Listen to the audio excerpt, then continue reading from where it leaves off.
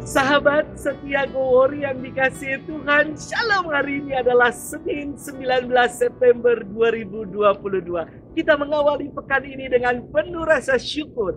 Hari ini kita akan bersama-sama merenungkan firman Tuhan yang diambil dari Injil Lukas 8 ayat 16 sampai dengan 18. Mari kita siapkan hati kita. Haleluya, haleluya, haleluya. Hendaklah cahayamu bersinar di depan orang, agar mereka melihat perbuatanmu yang baik dan memuji Bapamu yang di surga. Haleluya, haleluya, haleluya. Tuhan bersamamu dan bersama rohmu. Inilah Injil suci menurut Lukas. Dimuliakanlah Tuhan. Sekali peristiwa Yesus bersabda kepada murid-muridnya, tidak ada orang yang menyalakan pelita lalu menutupinya dengan tempayan atau menempatkannya di bawah tempat tidur, tetapi ia menempatkannya di atas kaki dian, supaya semua orang yang masuk ke dalam rumah melihat cahayanya. Sebab tiada sesuatu yang tersembunyi yang tidak akan dinyatakan, dan tidak ada suatu rahasia yang tidak akan diketahui dan diumumkan. Karena itu, perhatikanlah cara kalian mendengar. Karena barang siapa sudah punya akan diberi, tetapi barang siapa tidak punya, apapun yang dianggap ada padanya akan diambil. Demikianlah sabda Tuhan. Terpujilah Kristus. Sahabat setia Gowori yang dikasihi Tuhan, Shalom.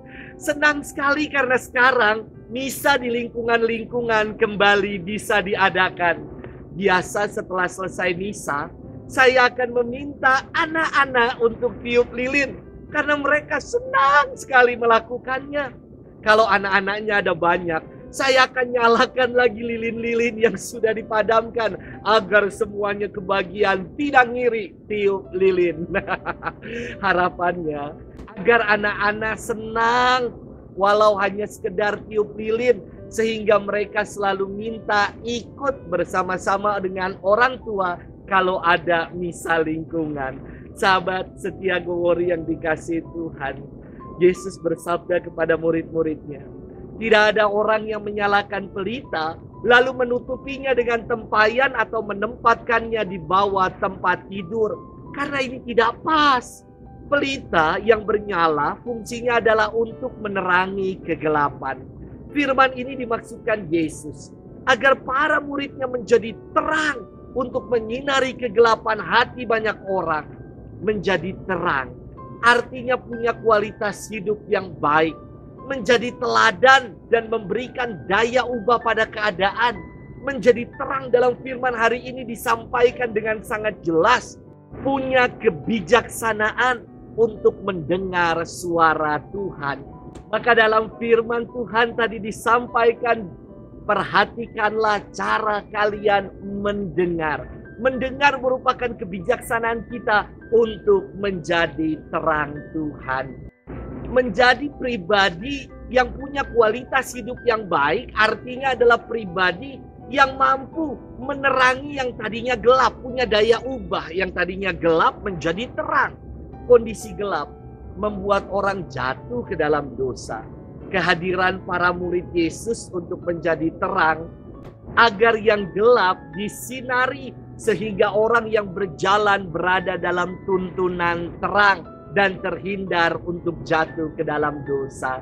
Sahabat setia Gowori yang dikasihi Tuhan, Yesus menutup firman-Nya dengan mengatakan, barang siapa sudah punya akan diberi, tetapi barang siapa tidak punya, apapun yang dianggap ada padanya akan diambil. Loh, ini bagaimana maksudnya? Kok kepada mereka yang sudah punya malah diberi lagi, dan kepada yang tidak punya segalanya akan diambil? Tentu maknanya bukan yang kaya akan semakin jadi kaya, sementara yang miskin akan menjadi semakin melarat. Maksud sabda ini, Yesus berbicara soal kualitas hidup menjadi terang. Mereka yang memiliki kualitas hidup sebagai terang, yang punya daya cahaya sinar akan ditambahkan. Namun mereka yang tidak punya kualitas hidup sebagai terang tidak akan dipercaya dan tidak akan diberi daya sinar dan terang. Bagaimana dengan diri kita?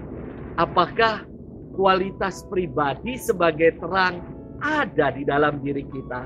Selamat bermenung dan Tuhan memberkati kita selalu dalam nama Bapa dan Putra dan Roh Kudus. Amin.